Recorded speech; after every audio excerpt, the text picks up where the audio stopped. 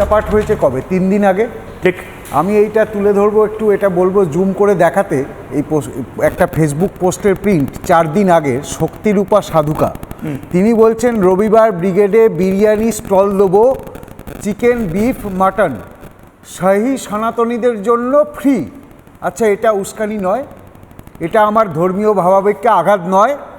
আজকে যখন শেখ শাহজাহান সন্দেশখালির মেয়েদের পিঠে বানাতে বাধ্য করে, তখন সেটা আমার ধর্মের অপমান হয় না?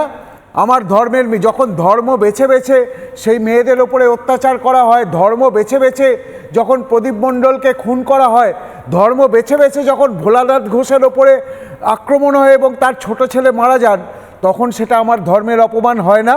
সেই নিয়ে আলোচনার প্রয়োজন নেই। আজকে রেখা পাত্ররা যদি তাদের ওপরে হওয়া অত্যাচারের কথা বলে, খুব সহজেই বলে দেওয়া যায় যে রেখা পাত্ররা 2000 টাকায় নাকি বিকিয়ে গেছে, তাই তারা নাকি শেখ শাহজাহানের নামে মিথ্যে কথা বলছে। কেন?